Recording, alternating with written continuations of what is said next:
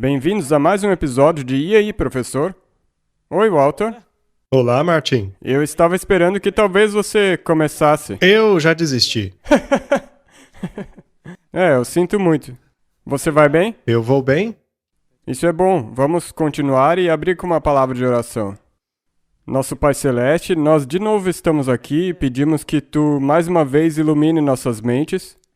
E existem muitas coisas que nós temos que discutir que muitas pessoas se perguntam. Te pedimos que Tu nos concedas percepção e nos abençoe com a percepção do Teu Espírito Santo. Em nome de Jesus, amém. Amém. Martin, quando deixamos de responder uma pergunta, as pessoas ficam preocupadas. É por isso que, de vez em quando, a gente tem esse programa de perguntas e respostas. Eu acho importante a gente responder algumas perguntas de vez em quando. E o que é legal sobre responder as perguntas é que, às vezes, uma dessas perguntas pode se tornar um pequeno estudo bíblico. Sim, e acabar tornando-se um estudo não apenas para as pessoas, mas para nós também. Já que você sabe muito bem, somos apenas seres humanos falíveis. A palavra de Deus é infalível. E nós tentamos o nosso melhor aqui. À luz da palavra de Deus, nós tentamos juntar todas as peças do quebra-cabeça. Vamos à pergunta. Por acaso a Bíblia fala alguma coisa sobre usar crucifixo? A resposta é não. Não há um verso claro e direto.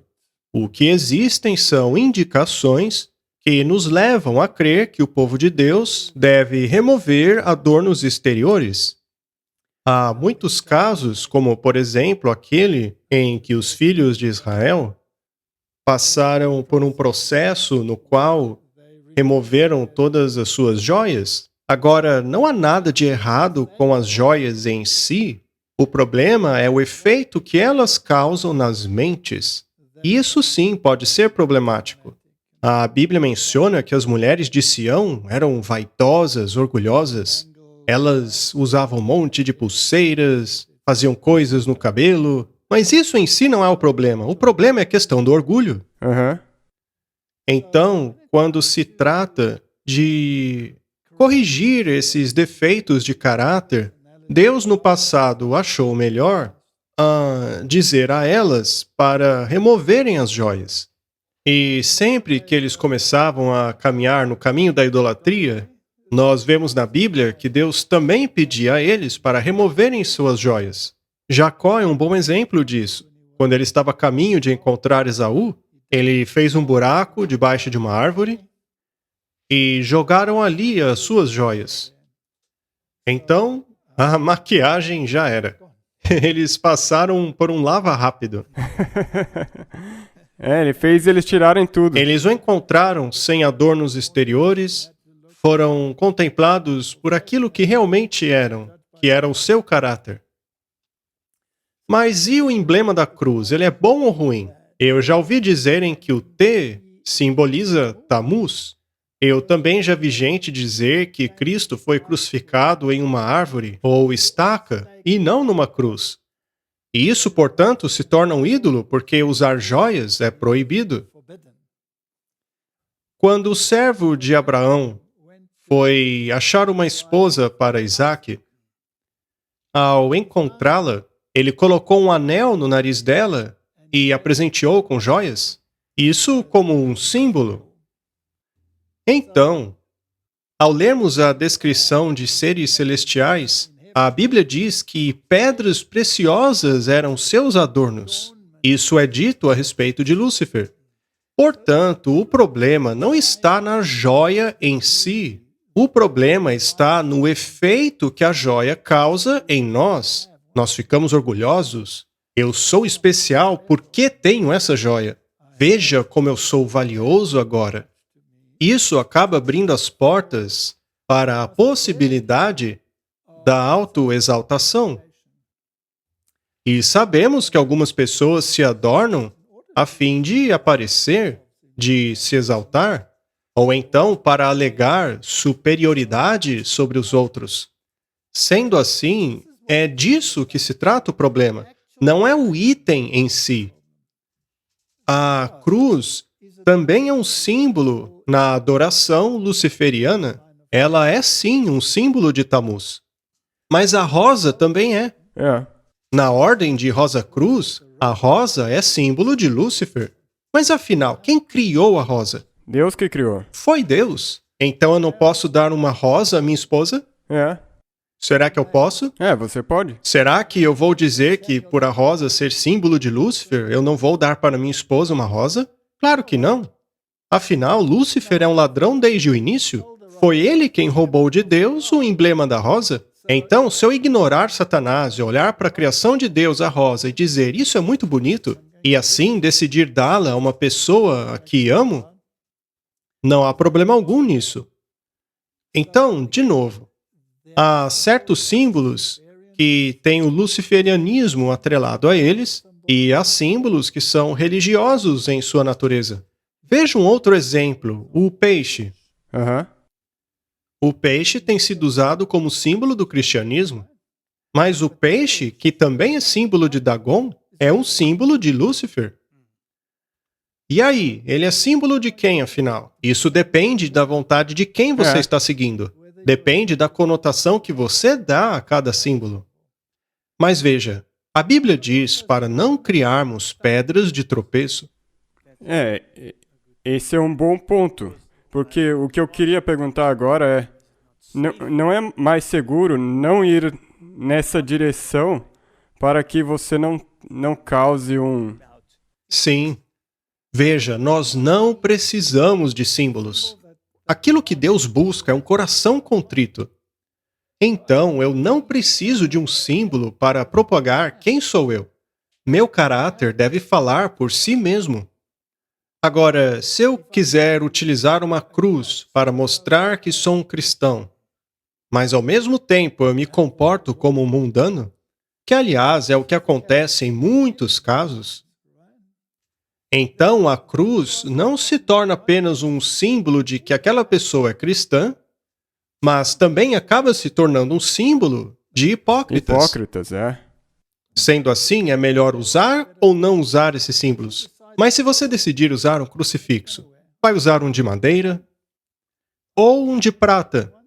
Ou um de ouro? Será que vai usar um grande ou um pequeno? E se você for muito firme quanto à sua opinião, você pode usar uma cruz bem grande. Dentro da sua camisa ou fora. Por acaso, muitos dos padres e prelados não utilizam cruzes assim? Aham. Bem grandes, não? É.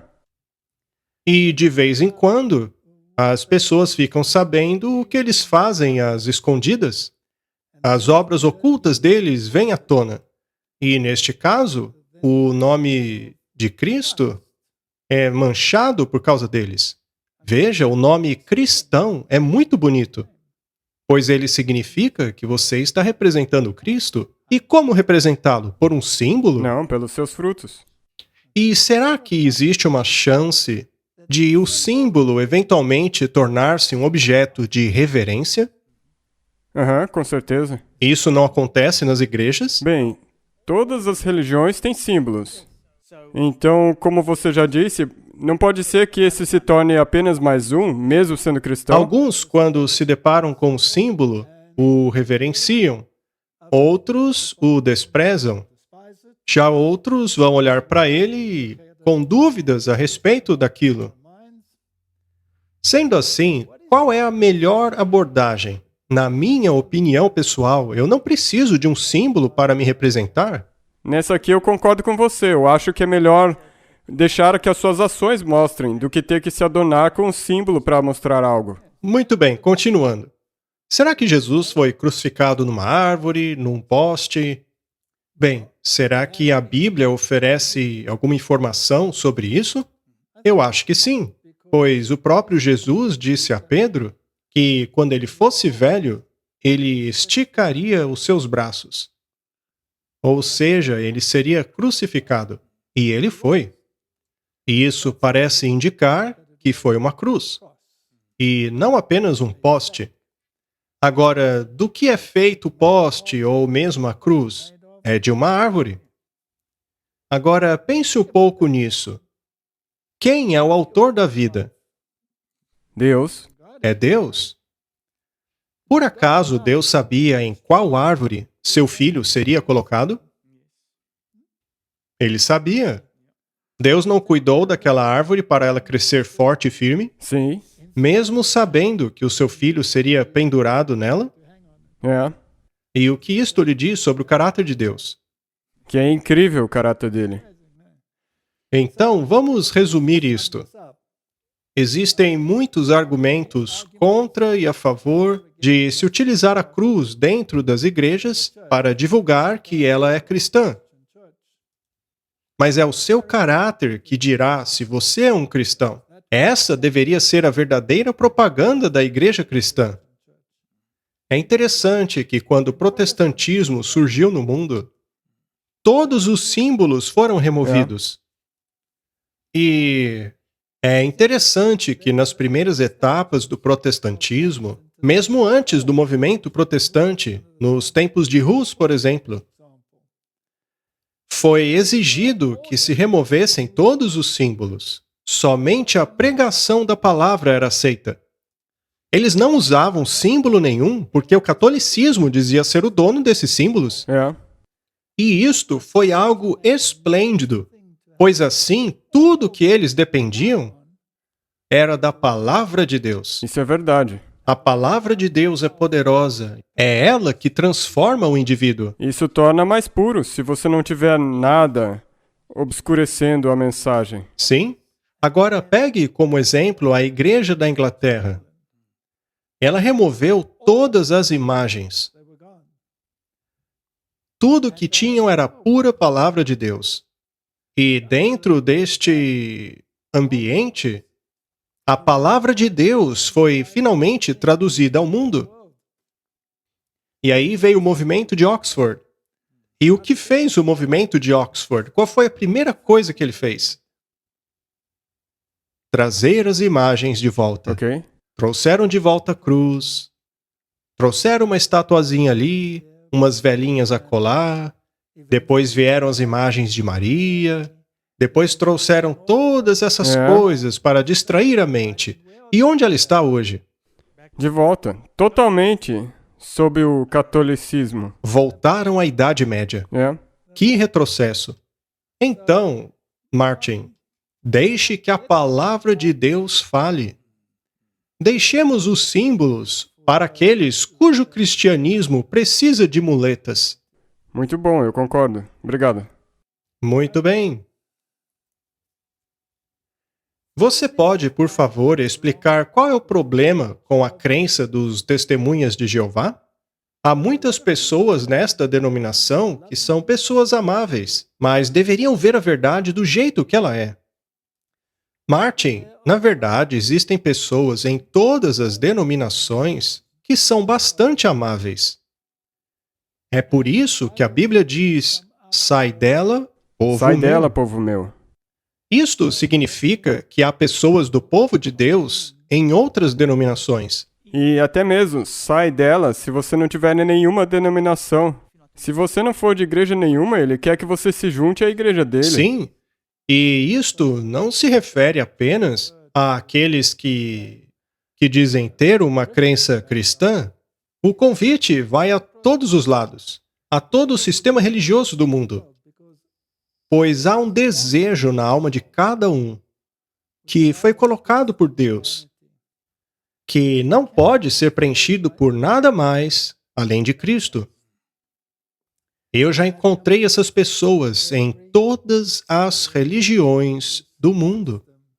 Todas. Desde o xamanismo até as maiores religiões abraâmicas, todas elas. Existe uma lacuna na psique humana É. que só pode ser preenchida por Cristo. Toda religião que faz de Cristo menos do que o que ele é problemática. Se não reconhecermos que Jesus Cristo é totalmente Deus, Então não entendemos ainda o plano da salvação. Neste cenário, Deus só teria nos enviado um procurador para resolver o problema. Só que Deus não é um covarde. Deus não é alguém que se esconde por trás de representantes. O próprio Deus se coloca na linha de frente. No início era a palavra, e a palavra estava com Deus, e a palavra era Deus. Esta é uma das frases mais profundas da Bíblia. E outro detalhe que vemos em inúmeras situações é de pessoas se lançando aos pés de Jesus para o adorar e não serem reprovados por isso. Por outro lado, até mesmo anjos reprovaram esta atitude. É. Isso está lá no livro de Apocalipse, mas está em todo lugar. Sim. Os anjos repreendem aqueles que se ajoelham a eles para adorá-los. Não faça isso, eu sou um servo como você, dizem eles. Mas com Jesus não foi assim. Nele estava toda a plenitude da divindade, em corpo. Ele é Deus em todo o sentido da palavra. Mas as testemunhas de Jeová negam a divindade de Cristo. E isto é um grande problema, mas muito grande mesmo. Além disso, as testemunhas de Jeová têm um problema com a lei. Mas, de acordo com a Bíblia, se você quebra um mandamento, você quebra quantos? Todos. E isso implica em outros problemas também. Por exemplo, a guarda do domingo. Ou seja, pôr de lado as leis de Deus a fim de obedecer leis humanas. Mas o grande problema das testemunhas de Jeová é o fato de elas minimizarem Jesus Cristo. É. E para que isso lhe seja possível, Aham. eles criaram a própria Bíblia deles. Quando essa Bíblia foi publicada pela primeira vez, houve um enorme furor entre o mundo cristão. Agora pense nisso, Martin. A versão da Bíblia deles, a versão bíblica das Testemunhas de Jeová, possui ainda menos mudanças do que a NVI. É. Mas vamos parar por aí, do contrário, vamos entrar em outro assunto. Mas qualquer religião que faça de Cristo menos do que o que ele é, não é de Deus. Absolutamente, e essa é a principal resposta. Se esse for o caso, você mencionou antes que quando você escolhe uma igreja, primeiro você faz uma lista de pré-requisitos. E se essa igreja não tiver esses pré-requisitos mínimos, Não se associa então a você ela. não pode nem continuar. Não precisa nem procurar outras verdades, porque se não tem aquilo, então já era. A maioria das denominações protestantes reconhece a divindade de Aham. Cristo, mas infelizmente não obedecem à lei dele.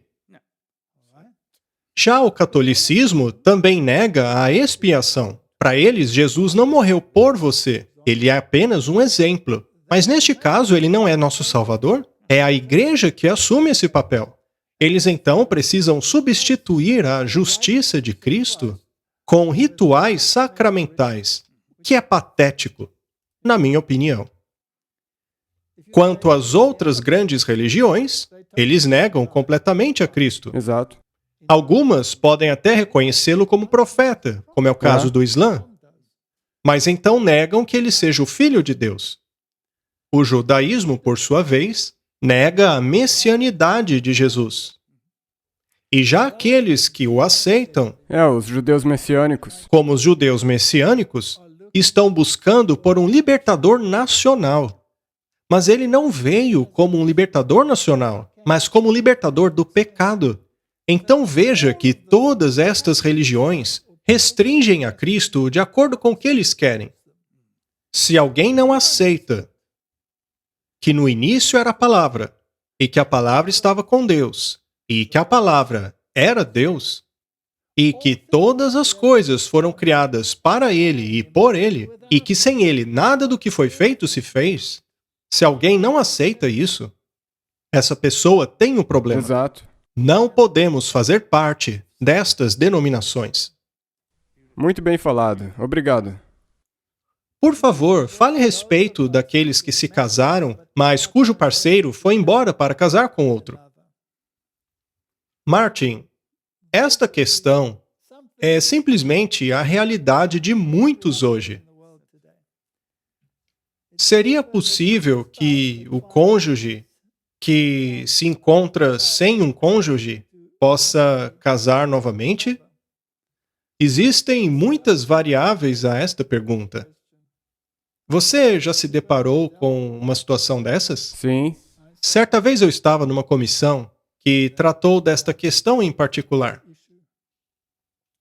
Jesus Cristo deixou bastante claro: o casamento é uma aliança que deveria durar pela vida toda, Aham. correto? E, segundo ele, há certas coisas que acabam permitindo a separação. Uma dessas coisas é a infidelidade, o adultério. Esta é uma razão legal para a separação. Existem muitos versos na Bíblia que tratam desta questão. Agora veja, se você está no mundo, se você não está em Cristo, e você já passou por vários divórcios, ou pelo menos um, seja lá o que for, e hoje você está casado e encontra a Cristo. E então você percebe que a maneira como procedeu até ali foi errada. Veja, não é possível desfazer isso. Portanto, você tem que aceitar que a partir do momento em que você entendeu que aquilo é errado, se torna pecado, Deus releva o tempo de ignorância, certo? Ele releva porque você não sabia. Mas se você sabe Aham. e você ainda assim faz, aquilo é então pecado. É o que a Bíblia diz. O casamento, então, é uma aliança muito séria. Mas por quê? É porque é um símbolo. É. Símbolo de uma aliança ainda maior. De um casamento maior. Sim, pois nós somos simbolicamente Aham. noivas. E nós temos um noivo. E esse noivo seria Jesus. Cristo. Muito bem. O casamento do Cordeiro. Portanto, deve haver um arranjo eterno que nunca será quebrado. Pois, se ele for rompido, aquele voto, aquela aliança, é anulada. Portanto, é um simbolismo muito profundo. Mas o casamento também é um crisol. O casamento também serve para mudar o seu caráter do egoísmo para a abnegação. E é muito difícil abrir mão de um traço de caráter. Com certeza. Muitos casamentos acabam parecendo felizes porque uma parte domina e a outra se submete a ela. Mas, eventualmente, depois de vários anos, a submissão torna-se algo bastante irritante. E a parte submissa acaba surpreendendo a dominante com um pedido de divórcio. E a dominante não entende o porquê daquilo. Então, isso é uma coisa que Deus quer que aprendamos. E é algo tão difícil de aprender que muitos preferem mudar de parceiro. É por isso que há tantos divórcios hoje. E a parte triste da história é que o divórcio na comunidade cristã não é menor do que o divórcio na comunidade secular. É a mesma. Talvez seja até maior. Porque há outras coisas que exercem um papel também. Este, então, é um grande problema. A pessoa pede que falemos a respeito daqueles que foram casados, mas o cônjuge foi embora para casar com outro. Bem, se este cônjuge foi embora, Isso é adultério. exatamente. Esta é uma das razões que lhe permite casar novamente. Portanto, se o outro cônjuge casou novamente, naturalmente o casamento deles foi consumado, então, nos olhos de Deus, é adultério. Mas, de novo, como eu disse, depende se você já sim. sabia, etc. É por isso que a maioria das igrejas faz uma comissão para analisar se um divórcio específico foi adultério ou se foi algo legítimo. Há casos em que o divórcio não é legítimo, mas por causa de certas circunstâncias, a separação acaba sendo a melhor saída até que chegue o momento em que haja uma mudança de coração que permita a reconciliação. Mas o X da questão é que Deus quer mudar o coração. E Ele deseja que nos submetamos à sua influência transformadora. Qualquer forma de coerção, qualquer forma de domínio, é algo que destruirá qualquer relacionamento, incluindo o casamento. Então, sim, há circunstâncias em que você pode casar de novo. Há circunstâncias em que você deve separar-se, mas são muito difíceis. A reconciliação torna-se possível se o eu for crucificado. E esse é um daqueles casos que cada um tem o seu mérito. Não existe uma resposta que serve para tudo. Correto, é uma situação muito difícil, mas eu acho que nós a perfeito. cobrimos tanto quanto podemos. Você poderia explicar os seguintes textos? Eles são totalmente diferentes em relação à versão King James. Salmo 8, verso 5. Pois pouco menor o fizeste do que os anjos, e de glória e de honra o coroaste.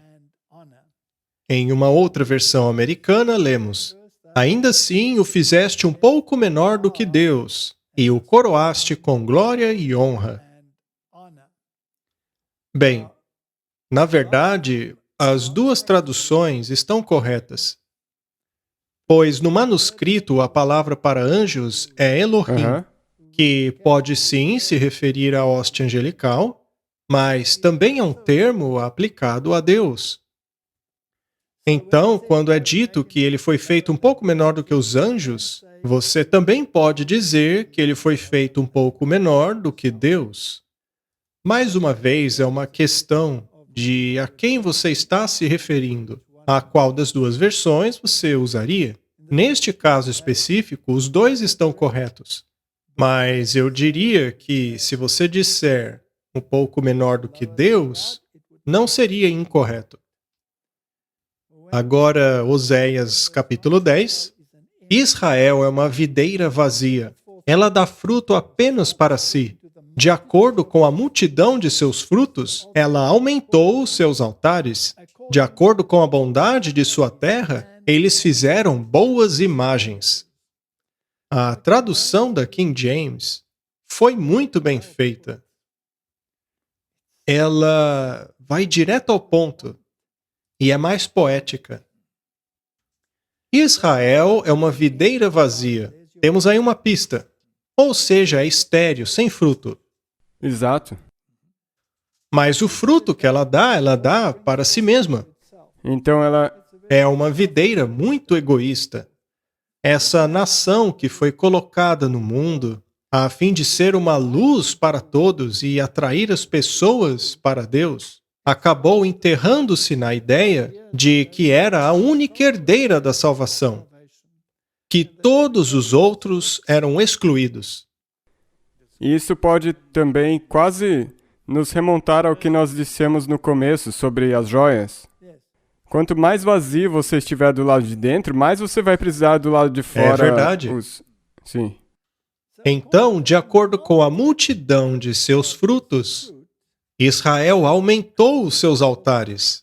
Este é um aspecto fascinante do pensamento religioso. Quanto menos você tiver do verdadeiro poder de Deus dentro de você, mais você precisará se mostrar externamente. Maior tem que ser a igreja. A igreja tem que ser maior, as pinturas maiores. O altar tem que ser cravejado com ouro e pedras preciosas. A glória dela é só isso. Ela é vazia de Deus e da verdade. Então, se você olhar para algumas das igrejas cristãs, ou pelo menos chamadas de cristãs, acho que Deus preferiria se encontrar com o povo debaixo de uma árvore. É. que na verdade seria um lugar mais glorioso do que essas igrejas aí abarrotadas de ouro. Quanto mais vazio você for, mais você precisará exibir-se. E é o que eles faziam. E, de acordo com a bondade de sua terra, eles fizeram boas imagens. Ou seja, eles fizeram cada vez mais imagens. A religião deles tornou-se uma religião externa, ao invés de uma religião de dentro do coração. Eles não tinham frutos. Já uma outra tradução americana diz assim: Israel é uma vinha exuberante que dá o seu fruto. Olha, para mim, essa é uma das traduções mais patéticas que eu já vi. É diretamente oposta. É o oposto. Quanto mais os seus frutos aumentam, mais altares ela constrói. Isso está certo. Conforme a nação progride, ela melhora os seus pilares. Isso é patético também. Portanto, apenas pelo julgar esse verso, essa tradução bíblica, ao menos para mim, se torna desqualificada. E ponto final. E é como nós já dissemos, se houver, como por exemplo com os testemunhos de Jeová, se você estiver procurando por uma igreja, se houver uma coisa da lista dos pré-requisitos mínimos que não estiver certa, por que você continuaria? Descarte essa Bíblia, leia aquela que faz sentido. E se você estudar o contexto, Martin, somente pelo contexto, qual das duas estaria correta? A primeira versão, a versão King claro James. Que sim. Essa é a grande catástrofe das religiões do mundo.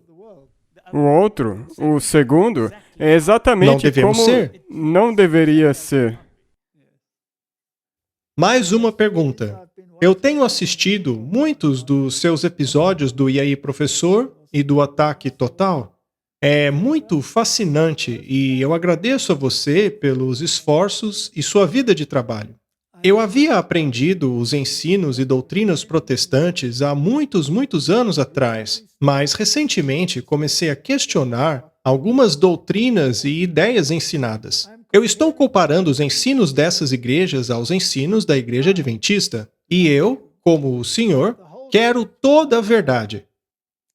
Ao falar com cristãos protestantes, aqueles de mais estudo imediatamente desqualificaram os conceitos adventistas, classificando essa igreja como seita. Mas eles não conhecem profundamente as crenças adventistas, que levei tanto tempo para compreender. Hoje eu compreendo a questão do sábado um pouco melhor. Minha irmã é judia por escolha, não por casamento. E nós discutimos a maneira de guardar a lei dos judeus em oposição à maneira de guardar o sábado da Igreja Adventista. Ela diz que os gentios são incapazes de guardá-lo e que precisamos de um grupo de apoio, assim como os milhares no tempo de Moisés e Israel no deserto. Eu preciso de questões práticas na guarda do sábado. Por favor, me ajudem. Muito bem. Na verdade, esta questão, que acontece com cada pessoa que apenas olhe para a Igreja Adventista do Sétimo Dia.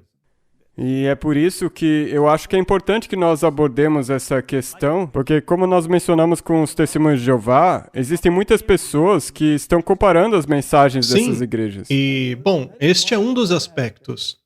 Por que você se tornaria um adventista do sétimo dia se você não precisa tornar-se um? Eu sempre digo, se você se tornar um adventista, sem uma boa razão para isso, você enlouqueceu. A ira. Você não precisa de um pastor, mas de um psiquiatra. Sim.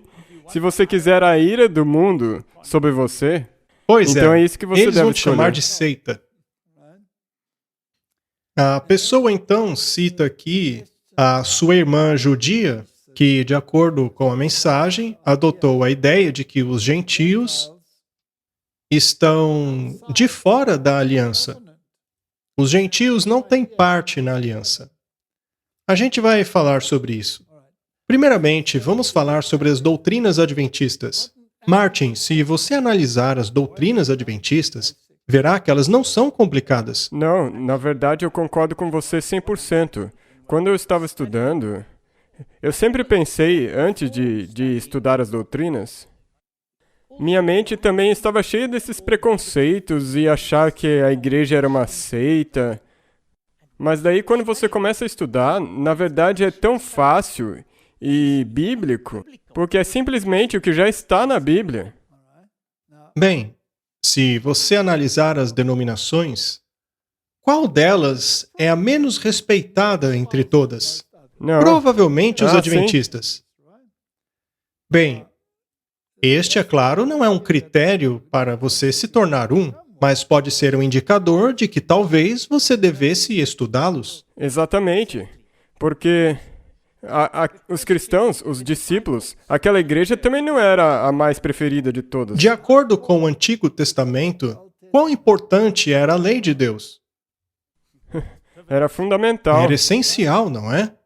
Quão importante era a cerimônia do santuário? O sistema inteiro deles era construído em cima disso. Baseado nele.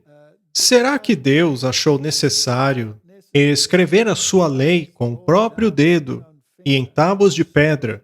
Lei essa que hoje ninguém gosta. Mas, enfim, ele não mencionou a necessidade de guardar essa lei?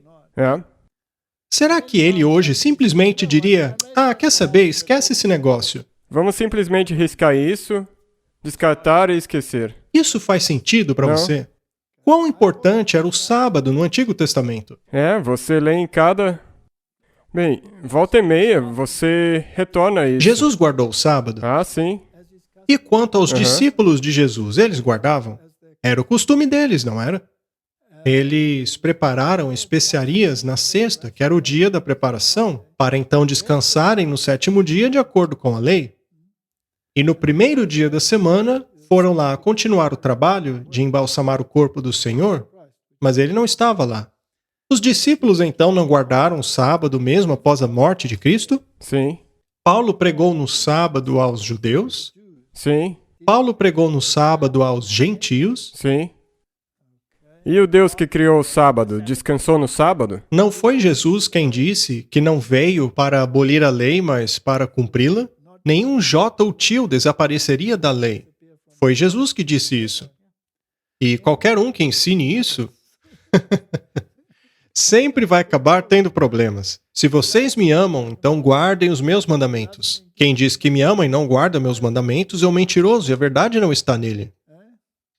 Aqui estão aqueles que guardam os mandamentos de Deus para que tenham direito à árvore da vida. Em Apocalipse diz, bem-aventurados aqueles que guardam os mandamentos. Muito bem, se pegarmos os escritos de Paulo e os estudarmos cuidadosamente, por exemplo, não fornique, não adultere, não idolatre, honre os seus pais. Isso não é os 10 mandamentos? Lá no livro de Hebreus não fala sobre a questão do sábado e do descanso? Hebreus está cheio.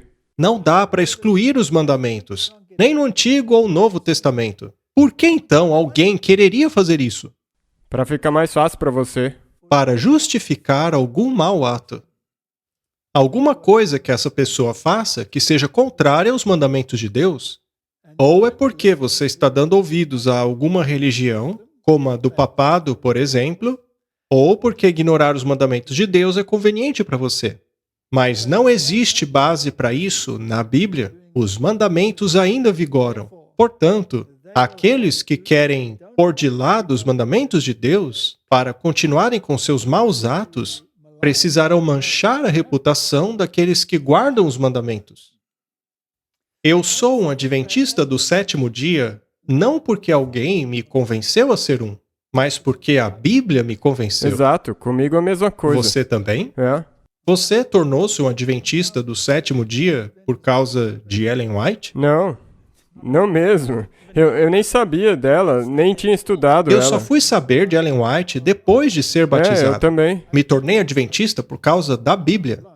Uma seita é uma organização que se baseia em uma fonte estranha de informação que não seja a Bíblia.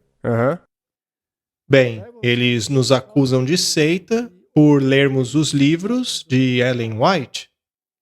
Mas são esses mesmos escritos que dizem que não temos outro credo senão a Bíblia. A Bíblia é a norma pela qual toda doutrina será julgada. Isto significa que tudo que ela escreveu deve ser julgado pela Bíblia. E se não estiver de acordo com a Bíblia, se os escritos dela não forem corroborados pela Bíblia, eles então devem ser descartados. É um falso ensinamento. A lei é o testemunho. O mundo não admira os escritos de Alice Bailey e da Blavatsky? Sim. O mundo gosta de Ellen White? Não. Ora, ora. Eles odeiam ela. No passado, eles gostavam dos falsos profetas ou dos verdadeiros? Não, eles amavam os falsos profetas. Até a igreja não amava os profetas. Os verdadeiros foram apedrejados. Martin, eu diria a esta pessoa que, ao estudar as doutrinas da Igreja Adventista do Sétimo Dia, estude à luz da Bíblia. Se estiverem em harmonia, aceite. Se não estiverem em harmonia, descarte. É simples assim. Exato. Um monte de blá blá blá não muda esse princípio. Não. Mas, obviamente, como ela mencionou no final, ela tem algumas perguntas. Porque... E é assim, porque... O X da questão é, obviamente, no tocante ao sábado. Muito bem. Então vamos ao sistema judaico. Nós discutimos a respeito da versão judaica de guardar a lei, em contraposição à maneira que a Igreja Adventista guarda o sábado. Ela disse que nós, gentios, somos incapazes de guardá-lo, pois precisamos de um grupo de apoio, assim como os milhares na época de Moisés e Israel no deserto. Certa vez eu tive uma experiência interessante em Israel. Eu já contei aqui antes, mas como encaixa no assunto, vou contar de novo. Eu estava em Israel, sentado próximo ao Muro das Lamentações, fora ali da barreira. Normalmente, os judeus ortodoxos desprezam os gentios. Eles até mesmo cobrem seus rostos para não serem corrompidos por eles. Mas nesta ocasião em particular, havia alguns que estavam enfrentando certas dificuldades financeiras desafiadoras. Sendo assim, eles suporam que eu pudesse ajudá-los de alguma maneira, financeiramente falando. Eu não era contrário a ajudá-los, pois eu de fato me compadeci deles. Mas eu não queria simplesmente ajudá-los financeiramente sem antes tentar, pelo menos, conversar um pouco. Eu então me sentei ali e este jovem rabino judeu, muito bem vestido, sentou-se junto a mim, perguntando se eu poderia ajudá-lo. Sim, seria um prazer ajudá-lo. Mas você se importaria de responder algumas perguntas? Eu então comecei a falar sobre algumas questões na Bíblia.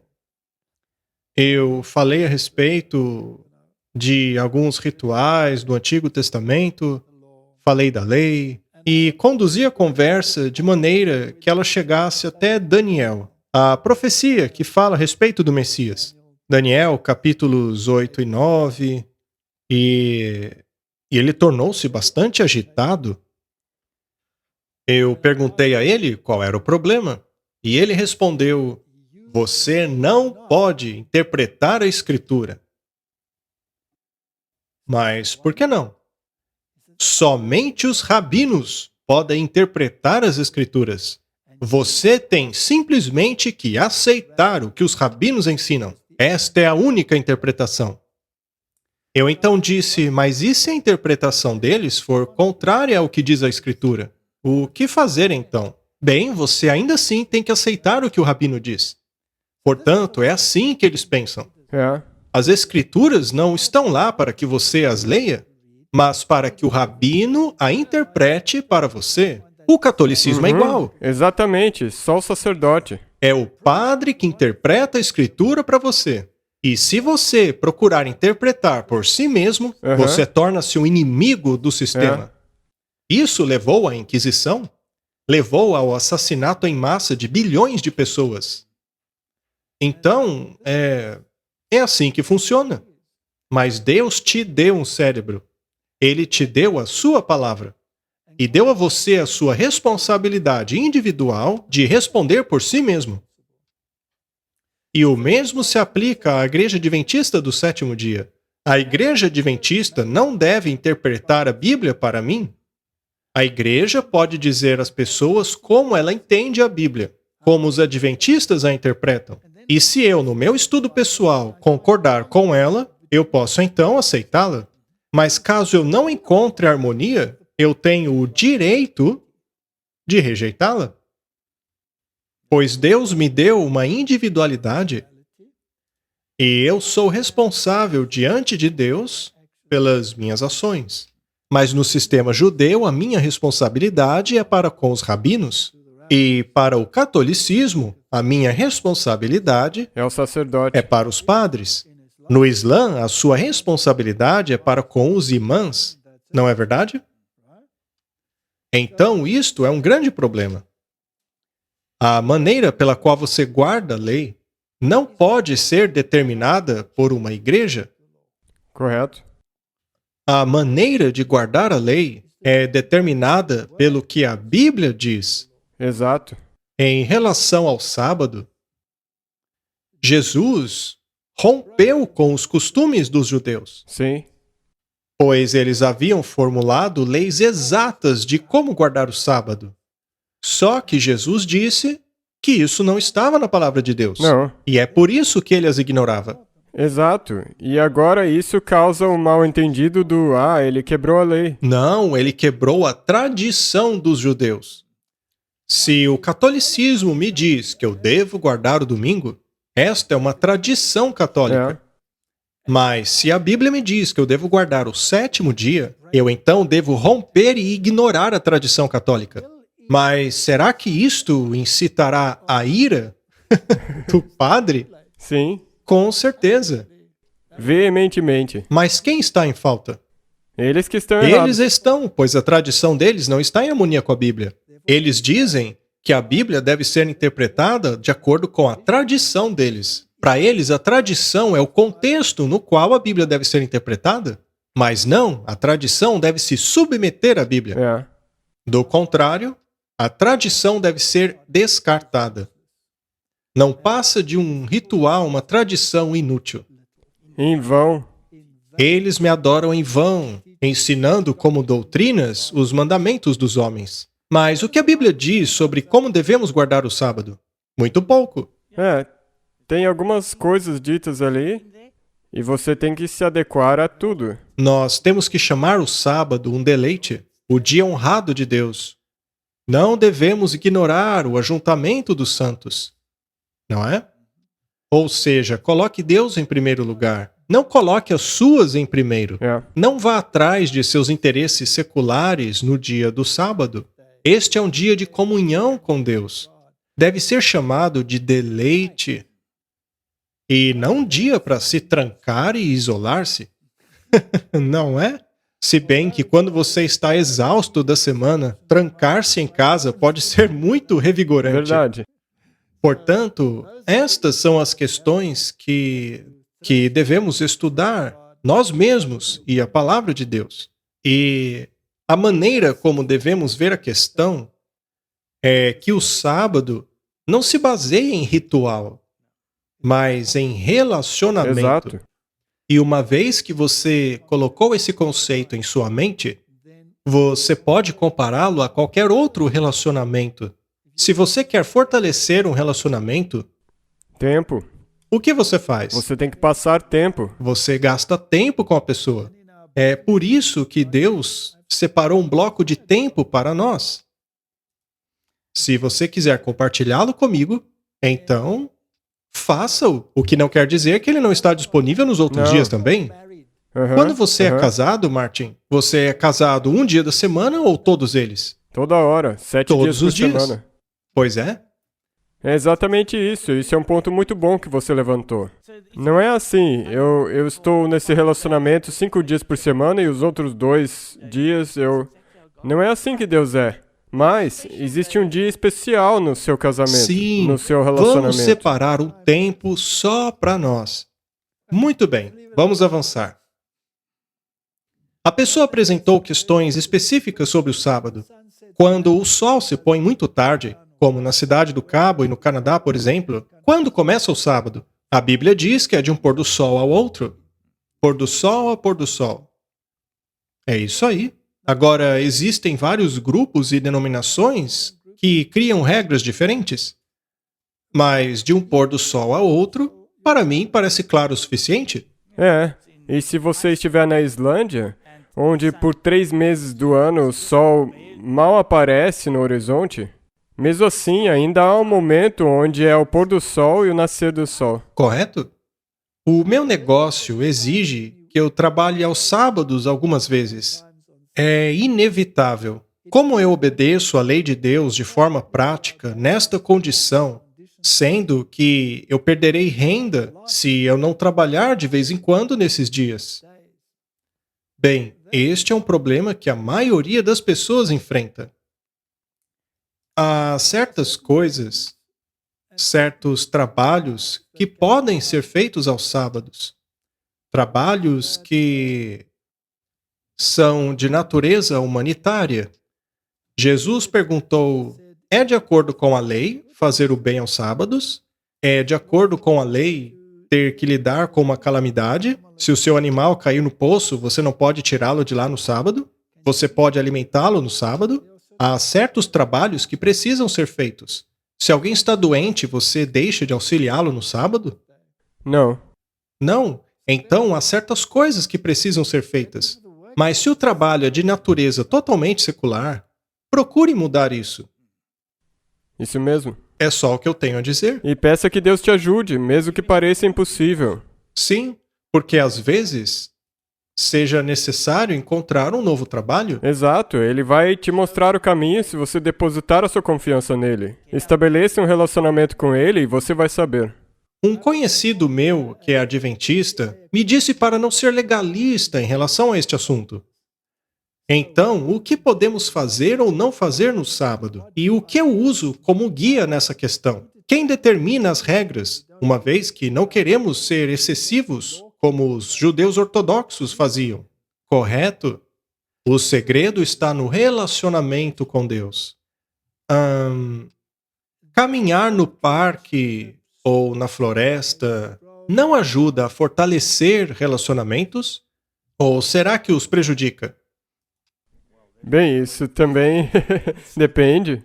Se você fizer essas coisas para crescer o relacionamento com Deus, então pode funcionar. Mas se você faz isso só por entretenimento, então você perdeu o sentido de novo. Muito bem.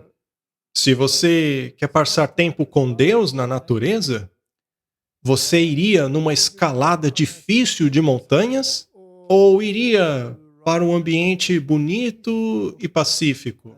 Um lugar onde pudesse focar nele. É. Lembre-se, o foco é o relacionamento.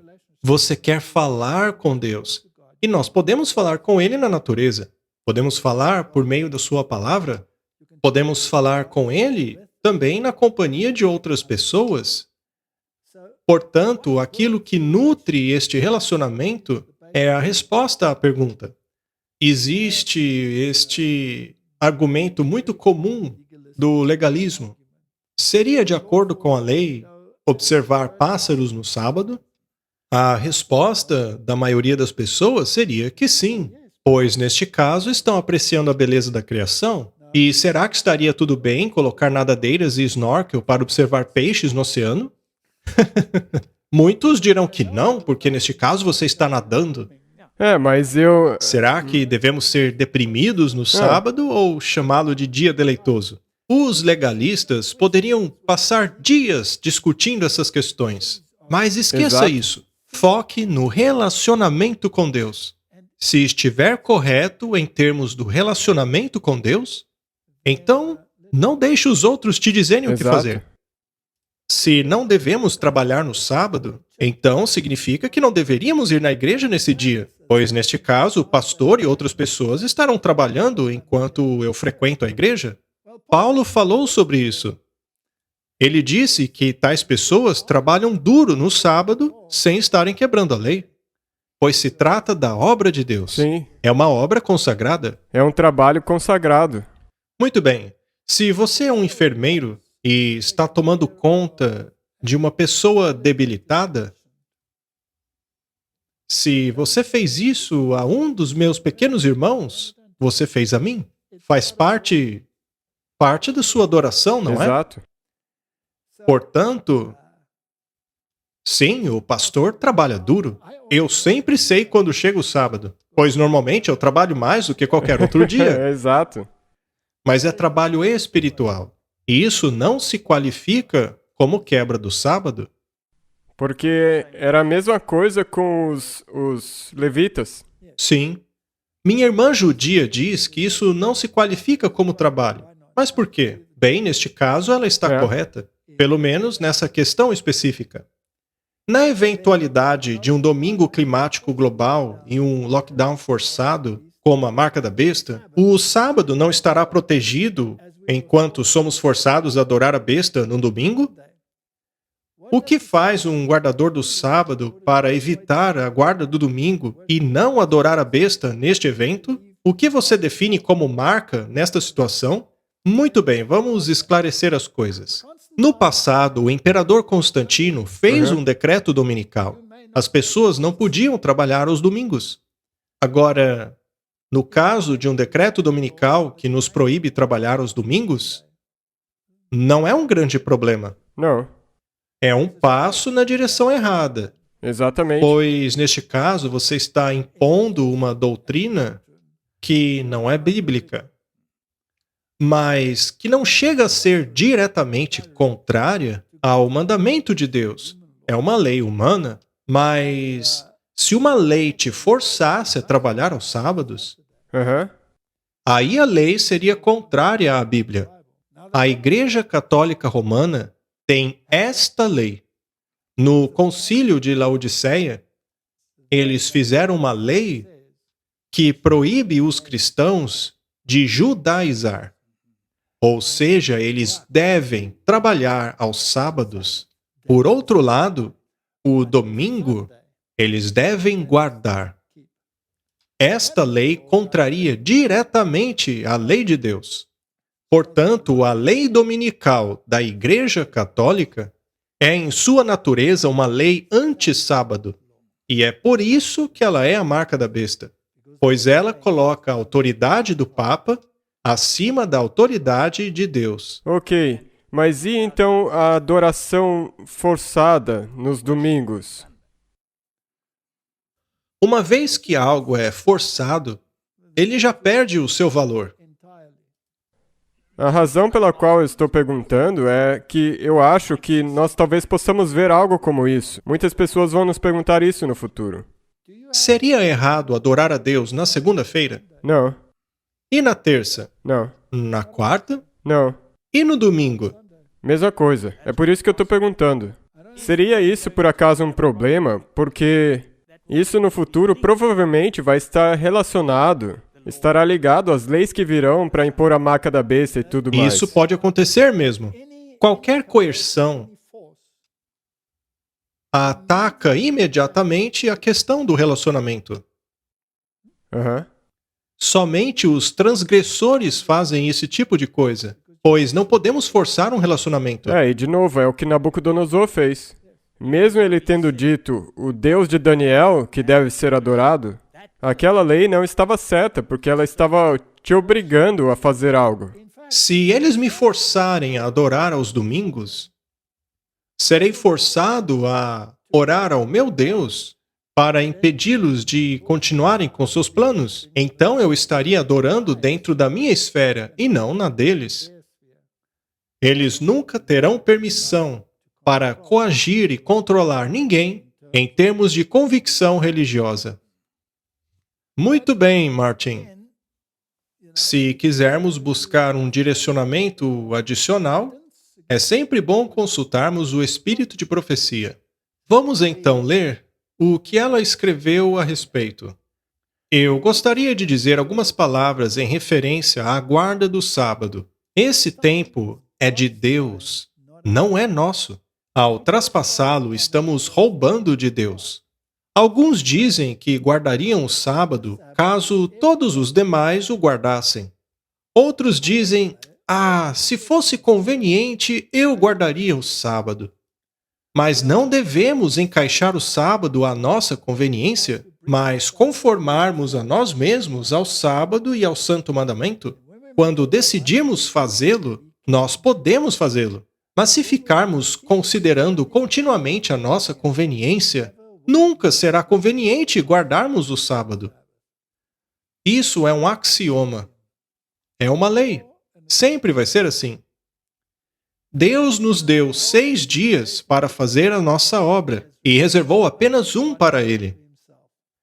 Isso deveria ser um dia de bênçãos para nós. Um dia para colocarmos de lado todas as questões seculares e centrarmos nossos pensamentos em Deus e no céu. Mas ao adorarmos a Deus, não devemos considerar isso como uma escravidão. Exato. O sábado do Senhor deve ser uma bênção para nós e nossos filhos. Eles devem olhar para o sábado como um dia de deleite, um dia que Deus santificou. E eles o verão dessa maneira se forem educados corretamente. Os pais podem levar seus filhos para fora para verem Deus na natureza. Podem apontar para as flores que desabrocham, para as árvores, para o belo gramado e ensinar que Deus fez tudo isso em 6 dias e descansou no 7º e o abençoou. Dessa forma, os pais podem unir lições de instrução aos seus filhos, de forma que, quando olharem para essas coisas da natureza, relembrarão do grande Criador que os fez. Seus pensamentos irão para o Deus da natureza. Irão de volta para a criação do nosso mundo, quando a fundação do sábado foi colocada, e todos os filhos de Deus gritavam de alegria. Essas lições devem ser impressas nas mentes de nossos filhos. Isso me traz de volta, Martin, aos meus anos de ateu. Para mim, tudo era fruto do evolucionismo. Sendo assim, eu podia fazer com a natureza o que eu quisesse. E eu fiz. No curso de meu trabalho, como eu já disse muitas vezes aqui, eu tive que matar muitos animais para mostrar aos estudantes como dissecar, etc, etc. Para experimentos também. Para mim, aqueles seres eram commodities. Mas quando eu aprendi sobre a criação e sobre o sábado, eu passei a respeitar a criação do meu Deus. Hoje eu olho para uma flor ou planta de maneira totalmente diferente. Quando olho as plantas, por exemplo, e seu valor nutricional e suas variedades, gostos, texturas, eu penso, Deus criou isso para o meu prazer. Eu sou muito grato a Ele por tudo isso. Eu fico impressionado como Deus criou todos aqueles pequenos mecanismos. Então, na verdade, você como cientista pode aproveitar mais valor a partir da ciência quando você reconhece que Deus é o Criador. Para mim, a ciência atingiu um nível muito mais elevado. Não devemos ensinar os nossos filhos que eles não podem ser felizes no sábado, dizendo que é errado saírem de casa. Não, não. No sábado, Cristo conduzia os seus discípulos ao longo do lago e os ensinava. Seus sermões no sábado não eram sempre dentro de 4 paredes. Deveríamos honrar o sábado do Senhor. Eu acredito que a razão pela qual muitos de nosso povo estão em trevas é porque tratam o sábado de maneira leviana. Eles não o consideram com a santidade que deveriam. Por que, diz alguém, não podemos tirar a ovelha do poço no dia do sábado? Sim, mas parece que em muitos casos eles conduzem a situação de uma maneira tal que coisas desse tipo aconteçam mais do que deveriam acontecer. Devemos honrar a Deus guardando o seu sábado e não nos apropriarmos do único tempo que Ele santificou e abençoou e separou para Ele mesmo para fazer as nossas próprias coisas. É um dia ser passado com Deus. Você pode passá-lo na natureza, pode ler, pode estudar a palavra, conversar a respeito de Deus. Mas para fazer isso, você precisa estar com pessoas que creem em Deus. Porque fica difícil. Quando você está com pessoas que têm uma orientação secular. Podemos evangelizar no sábado? Ah, sim. Com certeza. Com certeza. Ela continua. Muitos dizem que guardariam o sábado se fosse conveniente para eles. Mas esse dia não é seu. É o dia de Deus. E você não tem mais direito de tomá-lo para si, como tenho de roubar a minha bolsa. Deus o reservou, santificou e abençoou. É nosso dever dedicar este tempo ao seu serviço e torná-lo honrado e um deleite. Há muitas crianças entre os que estão aqui reunidos. Não permitam que estas crianças, quando vão aos seus encontros, fiquem brincando pelas redondezas. Isto não é certo. Que os seus filhos entendam que este é o sábado do Senhor, um tempo sagrado. Você pode dar a elas excelentes lições a esse respeito. Leve suas crianças a Cristo, como as mães faziam antigamente. Lembremo-nos dos aflitos. Cristo curou o homem da mão ressequida no dia do sábado. Humilhemos o nosso coração diante de Deus, e Ele virá e trabalhará abundantemente por nós. Há aqueles que professam ser guardadores do sábado, mas que estão deixando esse estandarte ao pó. Queremos endireitar nossos corações diante de Deus. Não queremos nos conformar ao mundo. Não queremos ligar as mãos de nossos filhos aos mundanos. Ainda assim, ao mesmo tempo, queremos ser corteses e gentis com todos. Termos aquela educação cristã que possa ganhar almas e colocá-las na plataforma da verdade eterna. Posso dizer, Martin, que o nosso relacionamento com Deus será frequentemente refletida na maneira como guardamos o sábado? Com certeza. E essa é uma das maneiras mais fáceis de ver se os seus frutos estão carregando essa relação com Deus. Se estamos tentando ganhar pessoas e ao mesmo tempo somos ásperos, grossos, legalistas quanto ao sábado, teremos sucesso? Não. Daí você será igual aos fariseus e saduceus que queriam guardar o sábado de acordo com as leis deles. E qualquer coisa que Jesus fizesse era visto como quebrar a lei. O que atrai as pessoas?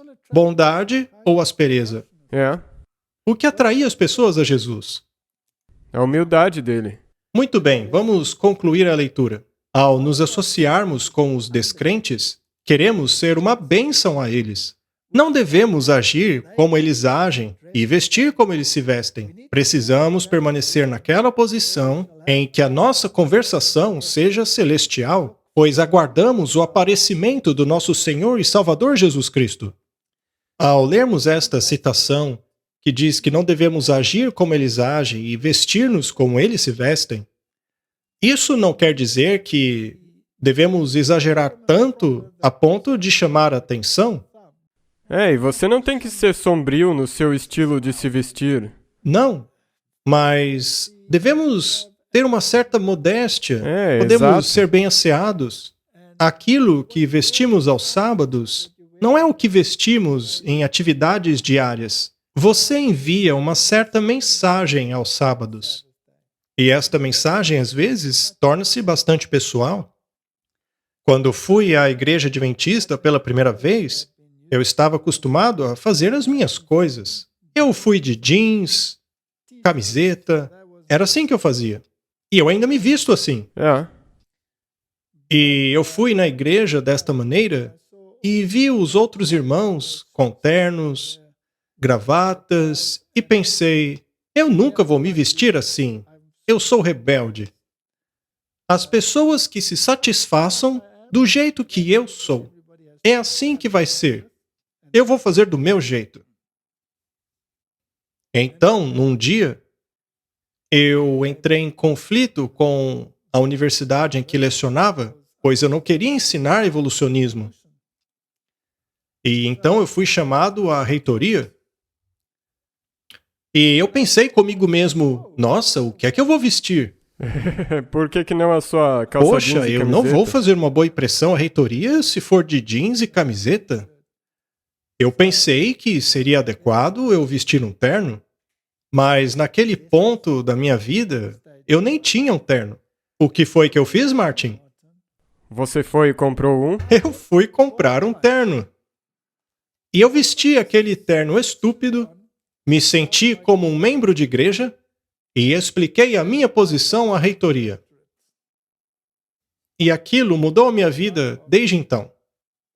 E quando fui à igreja novamente, eu me conscientizei de que foi extremamente hipócrita, pois por causa de um governante terreno, que aliás era apenas o diretor da universidade, eu fui comprar um terno. Mas para o rei do universo, eu ofereci apenas o meu jeans e camiseta. Eu então tomei a decisão pessoal de, no dia do sábado, eu também o honraria com a minha vestimenta. E hoje as pessoas me olham na igreja e acham que eu visto aquele terno todos os dias da semana. Elas não viram ainda o meu chapéu de jardineiro. Eu já vi. Eu posso confirmar isso.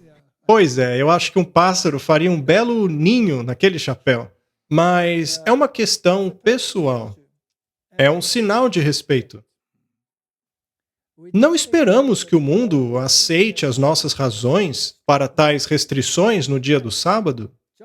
João diz: Veja quanto amor o Pai nos concedeu para que fôssemos chamados filhos de Deus. Portanto, o mundo não nos conhece, porque também não o conheceu. 1 João 3:1. Então, enquanto o mundo não aprecia o nosso ponto de vista, sabemos que este também era o proceder quanto à majestade do céu, o Rei da Glória, que vestiu a humanidade com sua divindade e desceu ao nosso mundo para que ele pudesse elevar a raça humana de sua degradação. João declara que o mundo não nos conhece porque também não o conhece. Existe alguma coisa nesse texto, Martin, que não está em harmonia com a Bíblia? Não, isso está 100% em harmonia com as Escrituras. E eu acredito que você pode descobrir como guardar o sábado naquilo que nós falamos e também nessa mensagem. Não há nada que possa ser acrescentado. Acho que podemos encerrar este episódio com a questão do sábado. No futuro, nós teremos outras sessões de perguntas e respostas. As pessoas ainda têm muitas perguntas para respondermos. Vamos orar? Obrigado. Querido Pai, certamente o pivô em torno do qual gira a questão da adoração será o assunto do sábado. Foi um ponto crucial nos tempos do Antigo Testamento e é um ponto crucial também no tempo em que vivemos, pois não se trata de um dia apenas, mas se trata de adoração. Ajuda-nos a compreendermos este assunto, para que possamos apresentar a cruz de uma maneira que ilumine as pessoas, para que compreendam que ela está ligada à questão da adoração. Ajuda-nos em nossos vários caminhos. Obrigado, em nome de Jesus. Amém. Amém.